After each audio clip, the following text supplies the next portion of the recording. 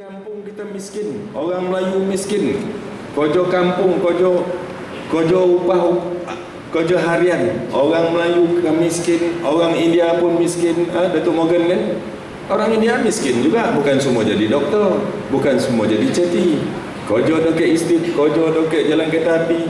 Orang Cina pun miskin, bukan semua Cina kaya, motong gotah, jaga kebun buat itu, jaga lombung, semua miskin. Yang kaya British, dia ambil segala kita punya hasil, buat balik negara dia. Tapi Alhamdulillah, dasar kita sejak kita merdeka nak membasmi kemiskinan. Kerajaan kata kita mesti pastikan kemiskinan ini sebagai satu agenda besar kita. Jadi buatlah daripada lepas merdeka sampai sekarang, kerajaan tak pernah lekang daripada kita punya setiap tahun kita nak katakan kita mesti membasmi kemiskinan. Jadi cara membasmi kemiskinan itu macam-macam cara lah.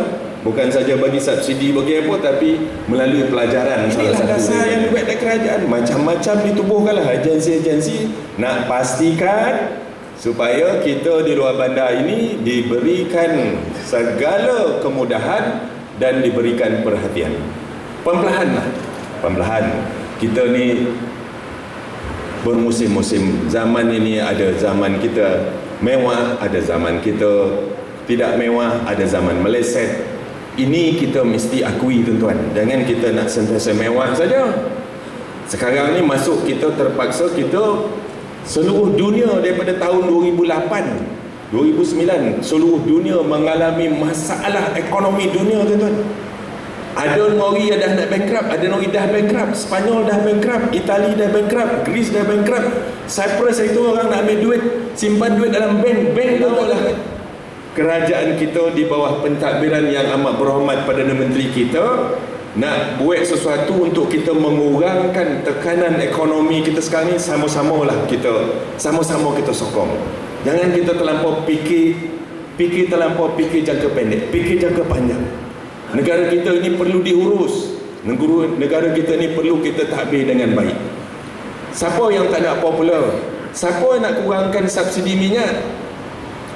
Siapa nak jadi orang marah? Tak ada. Mana ada pemimpin yang nak jadi orang marah? Tak ada. Tapi Datuk Najib, dia terpaksa untuk kita menjaga negara kita dalam jangka panjang. Jangan kita nanti terjerumus dalam masalah ekonomi, kemulut ekonomi.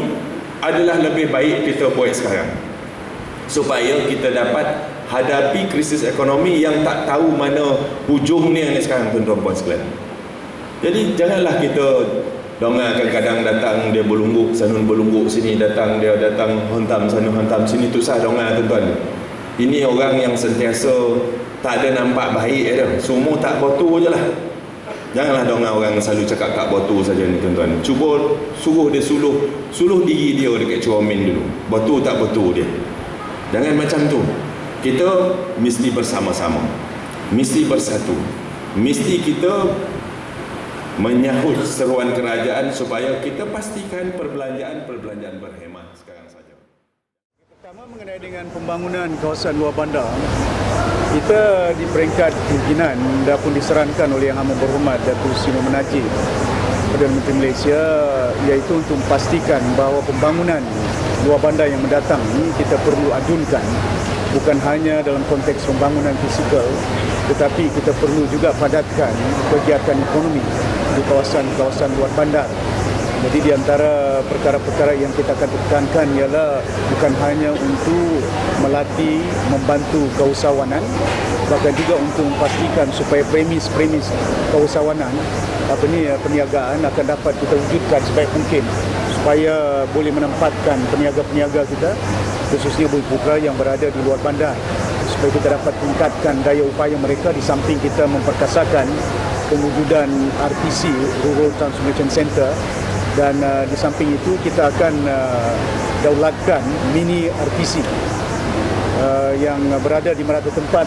Saya ingat dalam 270 buah yang berada di seluruh negara, dan ini kita akan tambah baik untuk memastikan ianya menjadi feeder kepada RTC dalam bentuk kita melahirkan bukan hanya melatih keusahawanan, maklumat tentang funding akses, funding ya, macam mana cara mendapat bantuan daripada bukan hanya Kementerian Luar Bandar Menerusi Mara, agensi-agensi yang lain ya, itu dapat kita sampaikan maklumat berbagai ini kepada rakyat yang memerlukannya.